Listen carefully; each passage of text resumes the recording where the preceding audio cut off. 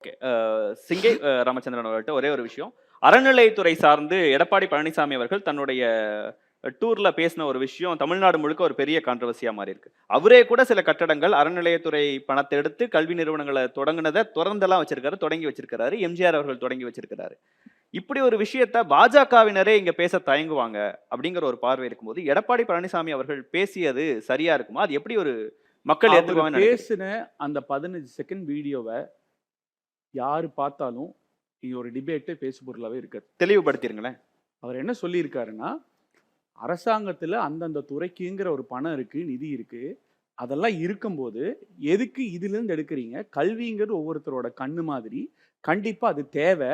But இதிலிருந்து எடுக்கணுங்கிற அவசியம் என்ன அப்படின்னு தான் கேட்டாரு. ஒண்ணு, இதுக்கு முன்னாடி எஸ்சி எஸ்டி ஃபண்ட்ல இருந்து எடுக்கும்போது கூட அவர் அறிக்கை விட்டாரு. அந்தந்த துறைக்குன்னு ஒரு ஃபண்ட் இருக்கும்போது இந்த துறையோட ஃபண்டை எதுக்கு நீங்க எடுத்து பயன்படுத்தணும்னு கேட்டாரு. அவர் காலேஜ் திறக்க வேண்டாம்னு சொல்ல, கல்வி வேண்டாம்னு சொல்ல, எதுவுமே சொல்ல. இன்னொன்னு, இதெல்லாம் இருந்தும் நீங்க இவ்வளோ கடன் வாங்கியிருக்கிறீங்க. இங்க ஆட்சியில் வாங்கின கடனோட எத்தனையோ நீங்க கடனே இல்லை தமிழ்நாடா ஆக்குறோம், எல்லாம் மாற்றோம், நிதி மேலாண்மை உயர்த்துறோம், இப்படி எல்லாம் சொல்றீங்க. ஆனா 4.5 லட்சம் கோடிக்கு மேல கடன் வாங்கியிருக்கிறீங்க. இவ்வளோ கடன் வாங்கியும் வரி உயர்வு பண்ணியிருக்கிறீங்க, மின்கட்டண உயர்வு பண்ணியிருக்கிறீங்க, பால் விலை உயர்வு பண்ணியிருக்கிறீங்க, எல்லா விஷயத்தையும் உயர்த்தி இருக்கிறீங்க, வருமானத்தை அதிகம் பண்ணியிருக்கிறீங்க. டாஸ்மார்க்கை மூடுவோம் சொல்லி டாஸ்மார்க் வருமானத்தை கம்ப்யூட்டர் போட்டு புனரமைக்கப்பட்டு அதுலேயும் வருமானம் எல்லாம் அதிகப்படுத்தி இருக்கிறீங்க. இத்தனை பண்ணதுக்கு அப்புறமா கல்விக்குன்னு சொல்லிட்டு இத்தனை ஆயிரம் கோடி நிதி ஒதுக்குறீங்க. இவ்வளவும் பண்ணதுக்கு அப்புறமா எதுக்குங்கிறது ஒண்ணு. அப்படி சரிங்களா? அவர் வந்து கருத்தை முடிக்கல. அவர் அவ்வளவு நேரம் பேசுறப்ப நான் கேட்டேன், அதனால அவர் வெயிட் பண்ணலாம்.